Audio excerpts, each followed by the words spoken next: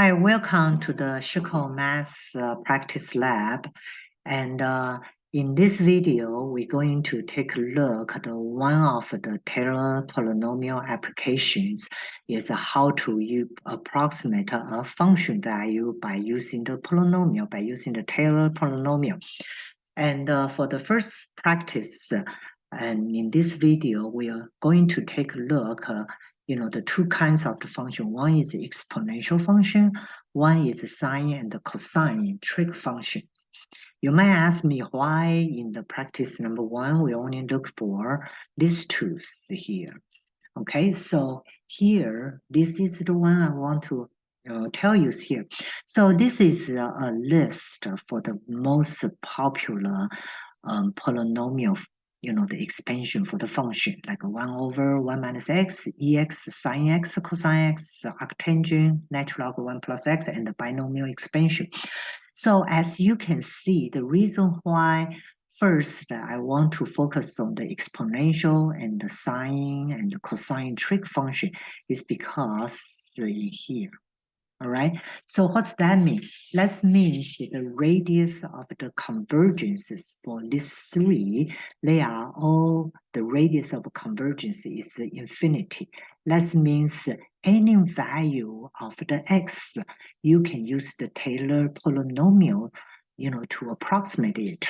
It doesn't have to have any restrictions here. So for example, if I want to estimate e to the 30, one way I can do it, I can just directly substitute the x equal to the 30 to the polynomial expansion, right, to find it. And also, like if I want to find e to the 0.3, so it's the same. I can substitute to the value of the x.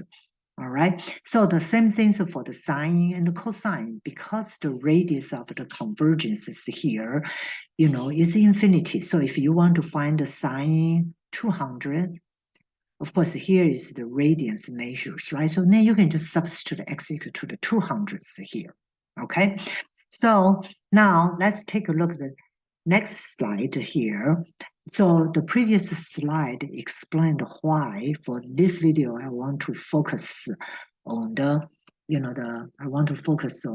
these two functions, kind of the functions here. So this is kind of a summary here for the Taylor expansion. I think so far, everybody should be very familiar with this expansion. So here the A is the Taylor expansion, where you center that. And then the next thing here is this Lagrange L bound here. That means in here, right? So if you know the n+1 derivative less than some value for all the x in this range, then the remainder terms of the Taylor series will satisfy this inequality. So some people call this is the Taylor's inequality. Some textbooks call it Lagrange L bounds here. All right. So what is Rn's, right? So for example, I have a true values here, right? So f of x. So whatever the x is, you can just plug in that, right? So minus the Tnx here. So what is the Tnx? Tnx is the nth degrees polynomial. Okay, it was generated by the Taylor. So here, this one's here, the difference is here. This is, we call it is the Rn. That's all the remaining terms, right? Because the f of x, you can put it into the infinity terms of the polynomials, right? So you minus the first n terms, that's what is the remainder. So that's why by using the Taylor inequality, you can find, say, hey, if I just use the first 5 terms, what will be my arrow bound? That means what is the largest arrow, I'm going to have here. All right, so we're going to do several problems to show it. So the first practice here, I'm going to show you how do I practice, how I want to approximate, the e to the 1.12. Okay, so I'm going to use 2 ways to do it. So the first one, I'm going to use the Taylor polynomial and the center at 0. Then you will say, how about I want to use the polynomial center at 1? Can I do that? Yeah, and what is the advantage and the disadvantage for each? Okay, we're going to talk about that. Then the next examples here is the trig function example. So I'm going to approximate the cosine 0.8. All right, so the same things. I'm going to use the polynomial center at 0. Or I want to use a polynomial center at pi over 4.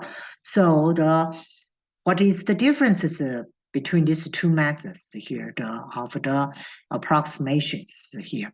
All right, so now let's go to the whiteboard so we can have more space to write it. Okay, so I'm going to the whiteboard here. Okay. All right, so let's go ahead and start it. So the first thing is here, we say we want to approximate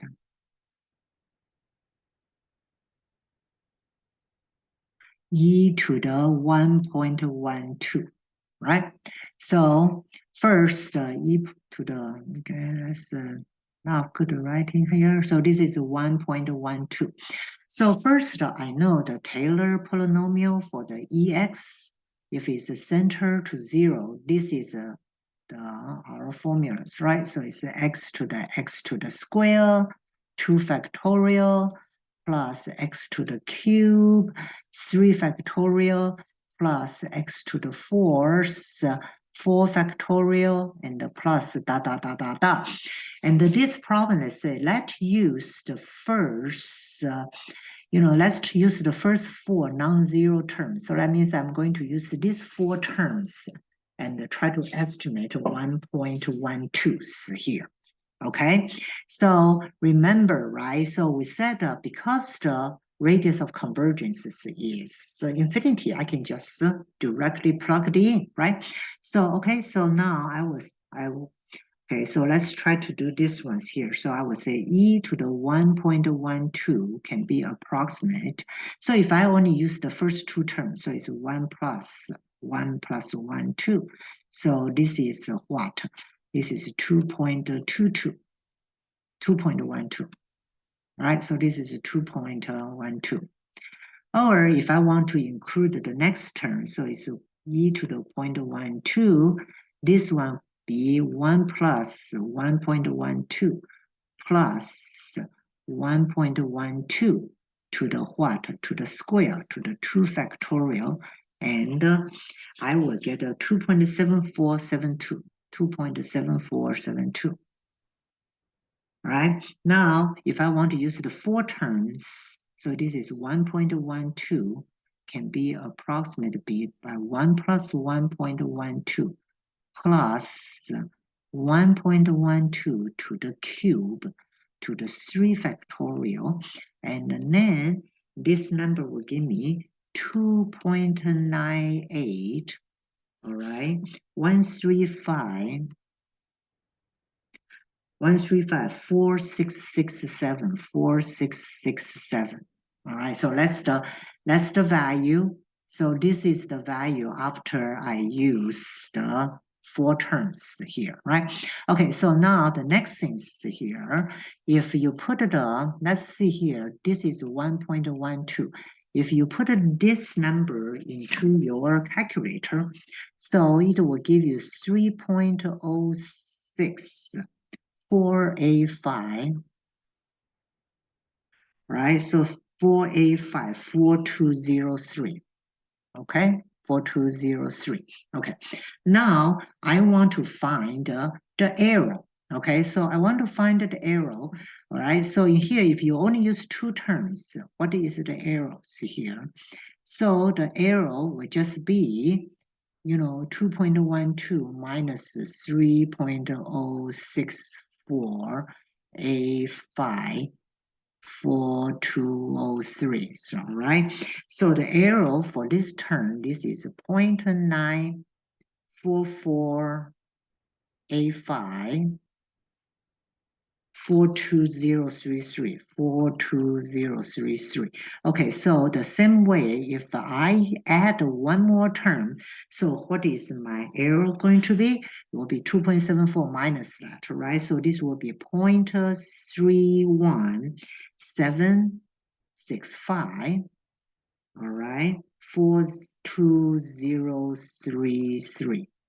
Okay, so this is the second term error. How about I use the four terms here?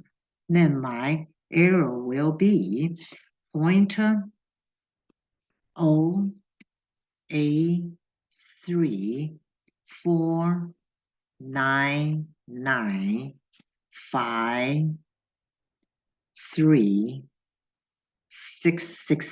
663. Okay, so that is if I compare to my true values here. All right, so now I want to see, what is the upper bound of my errors here. Okay, so I used the 4, so my next ones here will be the f of the let me use a different color. So then my next ones here will be the bound here, right? So remember the bound will be f to the fourth, right? So f to the fourth x, right? So the f to the fourth of x, I know for the exponential, the derivative is always ex, right? So if you take the fourth derivative, still is ex here. So remember the bound here, right? So we said, we need to find it, and then we need to use this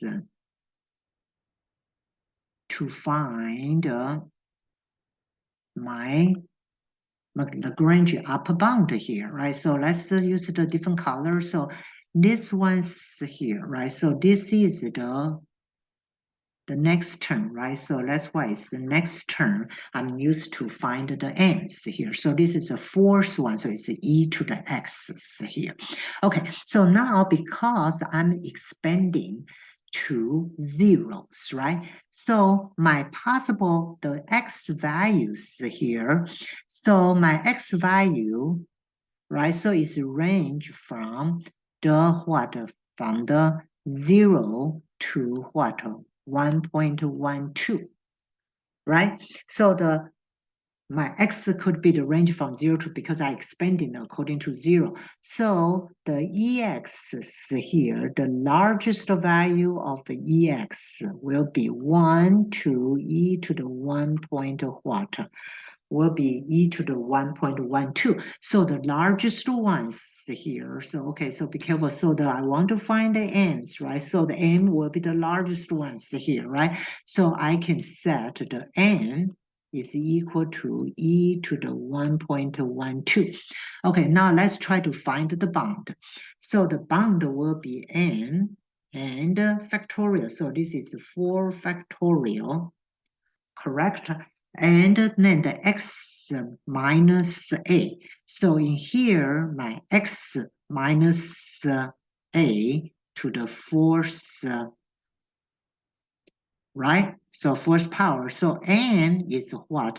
I know the n is e to the, okay, so my n is e to the 1.12. Then this is 4 factorial. Then x is what? 1.12 minus 0 to the what? 1.12 minus 0 to the fourth power. Okay, so 1.12 will be the 0 to the fourth powers here. So now you can see here, if you calculate the upper bound here will be 0.20094, okay, 1976. Okay, so now you said this is the largest bound I can have. Then you check back to see if you use the 4 terms, the true errors here is 0.083. Yes, it's less than the 0.20094. So I know, that's why we can use the polynomial to approximate 1.12 here. Okay, so now you say, okay, how about okay, so this is the method ones, right? Because we can plug in any number, try to estimate that.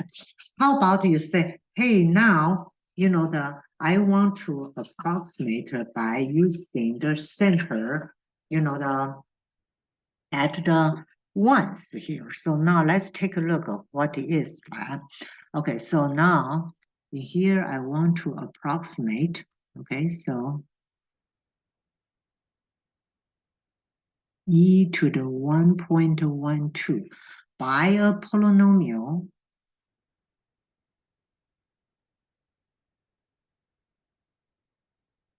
right? So the centered at 1. You say, okay, because 1.12 is pretty close to the ones here, right? Okay, so now let's take a look at how do we do this here, all right? So the first things here, okay, so let's try to do a simple here. All right, so here this is the, okay. All right, so here, so this is when the n for the 0, 1, 2, 3, 4. So this is my f n x, right? So that's my derivative. So the derivative is always ex, ex, ex, ex, right? And then in here, these terms here will be you substitute to where your center, you substitute to 1. So this will be E1, E1, E1, E1, E1, right? So that is your centers here. Okay, so that's what is the center 1. So now I can write the polynomial by the EX and the center at 1. All right, so the first term will be E1 plus E1 and x minus 1, then plus E1 x minus 1 to the square to the 2 factorial plus E1 x minus 1 to the cube to the 3 factorial plus E1 x minus 1 to the 4th 4 factorial and right? So basically you can take the E out. So this will be 1 plus x minus 1. Okay, then plus x minus 1 to the 2 factorial plus x minus 1 cube 3 factorial and plus all right, so now let's take a look at the values approximations. Okay, so I'm still want to use the first 4 non-zero terms, right? Let me see, I'm looking for these 4 terms here, right? Okay, so now let's take a look. So first, I use the first 2 terms. So I can say E the 1.12 pretty close to E times 1 plus. So this is 1.12 minus 1, right? So this is 1.12 minus 1. So this one here is E. So this is what 1 plus 1.12 minus 1 is 0.12. So this is E times 1.12. And if you put it into the calculator, you will get it 3.04475,648. Okay, and now I'm including one more term, so it's e to the 1.12. I include one more term, so it will be e 1 plus 1.12 minus 1 plus 1.12 minus 1 to the square to the 2 factorials, right? So if you put this one, okay, in there, so I already did a calculation. So this one will be 3.06404 3.0277. All right, so that would be 3.064047.277. Okay, so now I do a last ones here. So this is, I want to include all the four. So I should say approximately 2. So here, this is 1.12 approximately to 4 terms. So it will be 1 plus 1.12 minus 1 plus 2 factorial 1.12 minus 1 to the square plus 3 factorial 1.12 minus 1 to the third. Then you put it into your calculator, you will get a 3.064 A30142. Okay, now I'm using the same idea because I know, let's try to write here. I know the e to the 1.12, if you put it into the calculator, it will be 3.064 A 54203. Okay, so now I'm going to use the same idea we did for the arrow. So for the two terms, the arrow is what? Okay, so if I use two terms, the arrow will be 3.044 minus this number, right? So it will be 0.0203 7A 55. All right. So if you use this terms here, the arrow is going to be 0.000A06 926 254. And these terms, the arrows here will be pointer 0.0002406, right? 10A3 something. All right. So this is you say, oh my gosh. So if you remember, okay, so we compare to a previous zero for the two terms. All right. So if you only use the first two terms, if you use the center at 1, the 0 is 0.02. Hey, you go back to a previous, the two terms here, 0 is 0.9. Wow, it's bigger. Then in here you go again. So if you say I can include the three terms, the 0 even getting smaller is 0.0008. And in here, the arrows for the three terms only to the 0.31. So the next ones here, this 0 is 0.083, but take a look here. If you have used the three term, so this is what? The arrow to the e to the -5. So what did this tell you? This tell you, hey, if I center at 1, my conversion will be a lot faster to get the true value. It's kind of makes sense, right? So because like in here, right? So your center, here is your center. Your center is at 1, right? So here's your center. Your center at 1, and you want to approximate 1.12. So this is your value. You try to approximate 1.12. So it's very close to where you center. Then from the previous method, you center at 0. You want to approximate 1.12. This is how big you try to approximate, right? You want to convert. So of course, if you center at 1, the approximation is go a lot faster. You have less terms to use because it's kind of as you can see, the arrow approach to the true values is very, very fast.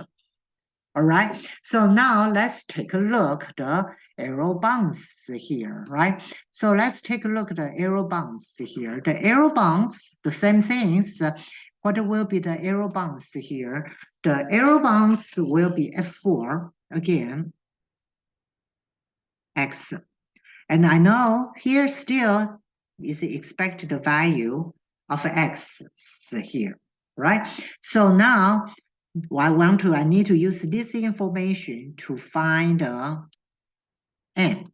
So, but this X here, because it's centered at 1, you to the 1.12. So this is from 1 to the 1.12.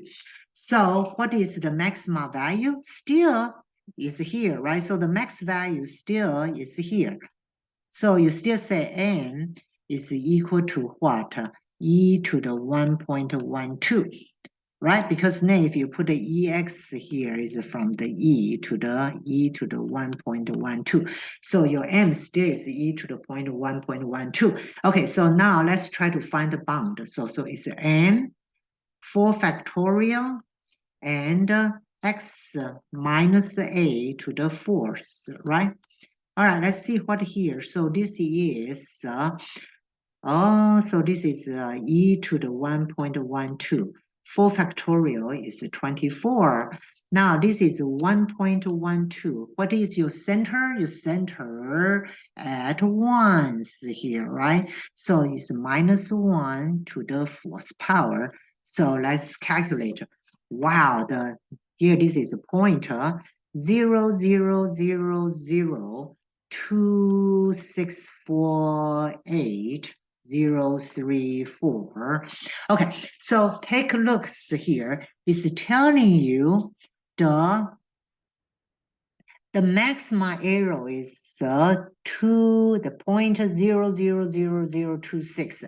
Now, when we use these four non-zero terms, my error is only 0.00024. Hey, is true, right? So I know my error bound is right because this is the biggest error you can reach if you use the first four non-zero terms here. And I calculated the biggest error is 0.000268. So it's true. So if you go back to the previous, then this zero bound is 0.2. Right? So that's why, of course, like I say, you can put a 1.12 layer and then, because it's the conversion to the, it is a conversion to the infinite, the radius of convergence is infinity, right? So you can just plug it. The only problem is just if you center at the 0, if your value is so far away, the approximation might take a long time. Right? So that's why for these ones here, if I want to do 1.12, then if I center at 1, and so it's as you can see, my approximation is way faster here. All right. Then the only problem is the disadvantages to center at 1. So people say, what is disadvantages? Center at 1. The only disadvantage is center at 1, it is because the polynomial, like if you take a look at the previous one, so those are just a simple polynomial calculation, right? 1.12 to the third power, fourth power. You can use without a calculator, you still be able to do that. Then for here, the only problem is here, if you center at 1, you have this constants here. Right, so this have E is 2.712a and to the infinities, right? So not to the infinity, so it's continuous at 2.712a is here. So we still kind of depends on, like you use the calculator to get a pretty good value of the 2.712a. So in the older time, if you don't have the calculator, so the E value, how many decimal point you're going to use to do the calculations, and then by hands probably is very tedious to do. That's the only kind of disadvantages here, because you want to estimate E to the 1.12, and now you have this E value in front of it, and then you need to use the 2.712a and to do that. It's probably, is very tedious work. But as you see, if you do the values close to where is your Taylor polynomial center, the convergence will be very fast. Like you can see the comparisons here. That is why in this video, what I want to show you is, try to, two methods here. So people say, why sometimes I need to expand it by 1, sometimes it's center at 2. It depends, right? So for these three, like the exponential, sine, cosine, so you can do any value. But if you center at a different value, your approximation probably will be a lot faster here. Okay, so now let's take a break here. So on the next video, let's take a look at our next one. How do I do the cosine 0,8 here, right? So by using the Taylor approximation, and we can figure the upper bound, the arrow bound here. All right, so we'll talk to you in the next videos here. Okay, bye.